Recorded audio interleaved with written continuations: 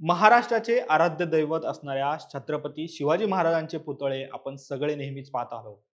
पण छत्रपती शिवाजी महाराजांचा पहिला पुतळा कोणी बांधला होता हे तुम्हाला माहिती आहे का? आणि शिवरायांचा हा पुतळा कुठे उभारण्यात आला होता? हा पुतळा उभारण्याचं शिवधनुष्य कोणी पेललं होतं? काय आहे शिवरायांच्या पहिल्या अश्वरूढ पुतळ्याची कथा? हे सगळं जाणून घेऊ या व्हिडिओतून. नमस्कार, मी अरविंद आणि तुम्ही पाहतात महाराष्ट्र कट्टा.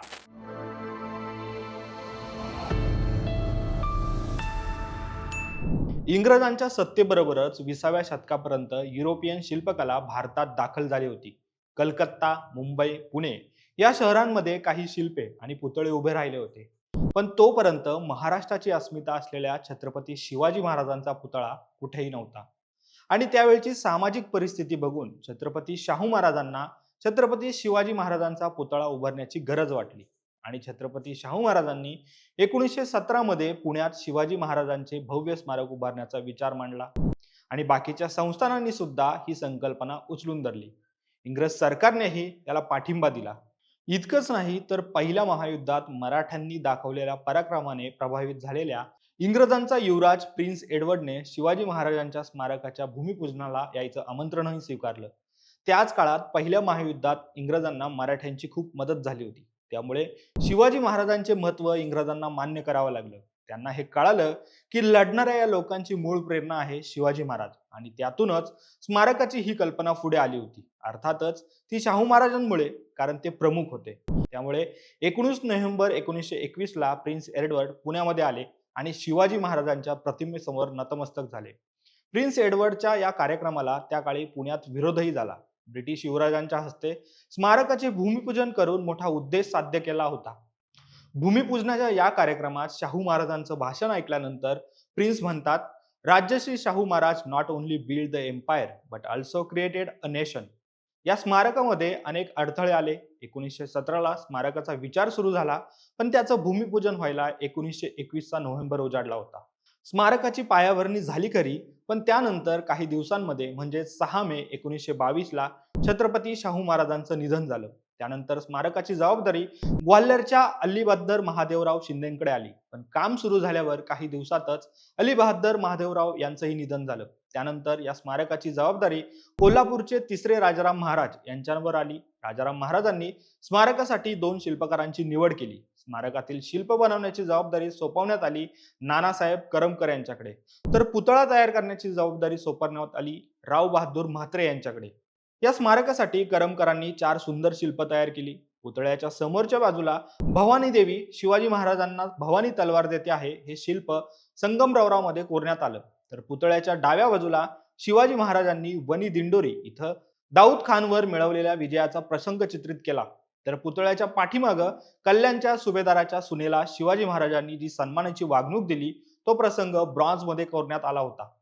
तर पुतळ्याच्या उजव्या बाजूला शिवराज्याभिषेकाचा प्रसंग ब्रॉन्झमध्ये चित्रित करण्यात आला होता.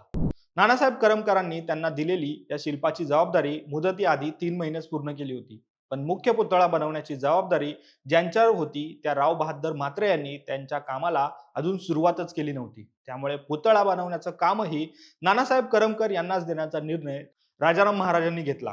नानासाहेब करमकरांनी आपली कारकीर्दच नव्हे तर आयुष्यभराची कमाई पणाला लावली होती. अखेर 1 जून 1928 ला माझगाव डॉकयार्डमध्ये 150 कामगार तब्बल 16 टन वितळलेलं ब्रॉन्झ साच्यामध्ये ओतायला लागले आणि सर्वांनीच श्वास रोखून धरले. कारण आजही एकाच साच्यात पुतळा तयार करायला शिल्पकार धजावत नाहीत. त्याऐवजी पुतळ्याचे वेगवेगळे भाग तयार करून ते जोडणं शिल्पकार पसंत करतात. मात्र नानासाहेब करमकर त्यांच्या पुस्तकात म्हणतात, घोड्यावरचा पुतळा एकसंध ओतणं हे अत्यंत अवघड काम आहे, आणि तेही शिवाजी महाराजांच्या स्मारकाचे. चुरशीची स्पर्धा, शत्रूचं जाळं, पूर्वी कधी न केलेले काम, काम बिघडले तर वेळेवर झाले नाही तर पैसे परत करणे ही अट. अशा परिस्थितीत 17.5 फुटाचा घोड्यावरचा एकसंघ पुतळा ओतण्याचे धाडस हिरेला पडून अंगावर घेऊन करणे म्हणजेच धंद्याची अब्रू पणाला लावण्यासारखी होती. त्यावेळी ते ध्येय कसे होते याचे मला आता आश्चर्य वाटते. शेवटी भट्टी लागली आणि ब्रॉन्झ धातूचा 16 टन रस ओतला गेला. शुक्रवार 1 जून 1928 चा दिवस, आणि ही रात्र माझ्या जीवनाची भवितव्य ठरवणारी होती. भवितव्य पाताळात तरी गाडणार किंवा स्वर्गात तरी नेणार अशा धारेवर उभे होते. त्या प्रचंड भट्टीच्या ज्वाला पाहून माझगाव डॉकमध्ये मोठी आग लागली आहे असे लांबून पाहणाऱ्यांना वाटलं. इकडे महामुकादम रॉसमिसन यांच्या हुकमानुसार 150 कामगार सैनिकाप्रमाणे आपल्या कामावर तुटून पडले. रसाच्या गरम थंड होण्याच्या गणितही बरोबर जुळलं आणि याच्या दुसऱ्या दिवशी क्रेनने पेट्याच्या मुरशीमधून शिवाजी महाराज वर उचलले. तेव्हा जणू काय चमत्कार झाल्याप्रमाणे नजर लावून सर्व पाहत होते. पुतळा उभा केला तेव्हा धातू चकचकत होता. वाफेच्या लाटा पुतळ्यातून निघत होत्या. जणू काही शिवाजी महाराज घामाने थपथपत होते. अग्निकुंडातून दिव्य करून वर आले होते आणि घोड्यावरून दौड करू लागले होते. 13.5 फूट उंच, 13 फूट लांब आणि 3.5 फूट रुंदीचा हा सुबक आणि देखणा पुतळा तयार झाला. त्या काळी शिवजयंती 16 जूनला साजरी होत होती. त्यामुळे हा पुतळा त्याआधी पुण्यात पोहोचणं अशक्य होतं.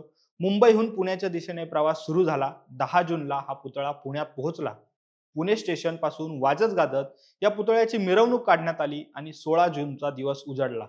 राजाराम महाराजांसोबत पुतळ्याच्या अनावरणाला त्यावेळच्या मुंबई प्रांताचा गव्हर्नर लेस्ली विल्सन हजर होता.